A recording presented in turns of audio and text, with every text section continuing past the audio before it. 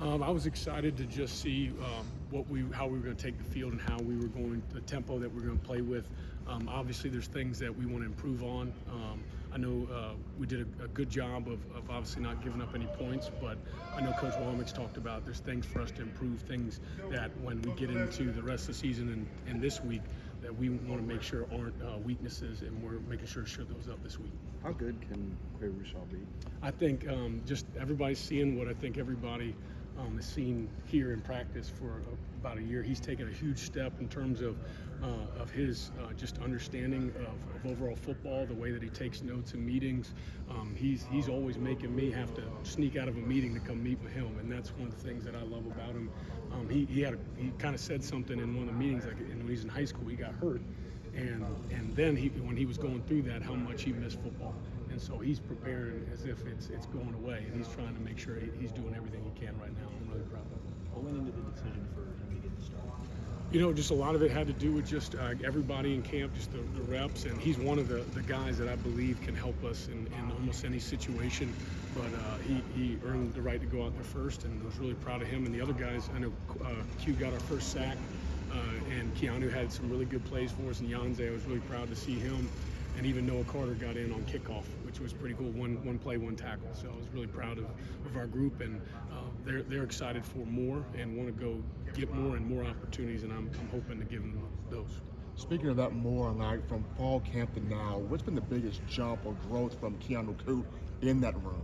I'd say that he's, you see him speaking up more. I think with the guys that had left the room before, I see Q and him and Quay being guys that really choose to speak up to the room and talk about what we want to do today, being that motivation. He's a high energy guy, really proud of the steps that he takes to just refine his craft. He really cares, and I'm excited for more from him.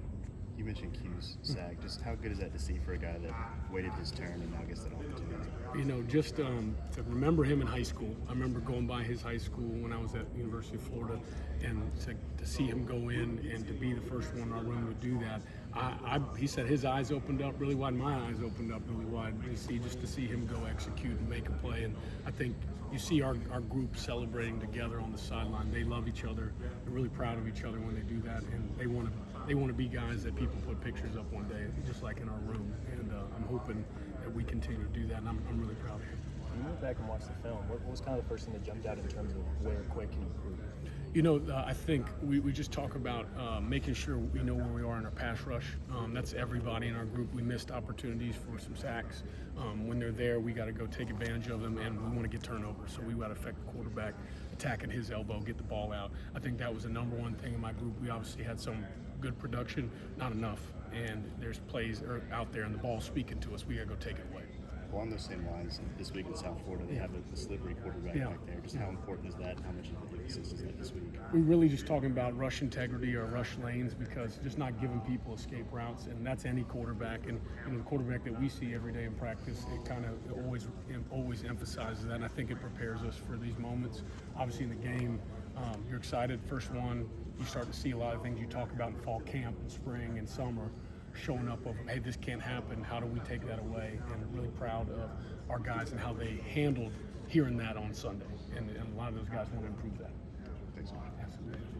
I think before we talked to you before the season, you mentioned you kind of had to tell the guys in practice a little bit more whoa than go, and they were really hungry to get out and finally hit somebody else. Yeah. How'd you like their just energy overall in that room and kind of what they brought? I just thought, you never know with a group of guys how they're going to take the field the first time and what it actually means. I saw our guys play with intensity. They were hungry for more. They were excited to go back out there. They wanted to be in those situations. Obviously, like Coach Womack said, there was some plays that we'd love to have back, or plays that we want to fix going forward. And I think I see it in them in practice in the meeting room that there's a drive to want to get that corrected, because they have high standards, and every week is a playoff game. That's how we talk. He mentioned, Coach Womack did, about, he almost want to see more in terms of generating points from the defense and stuff.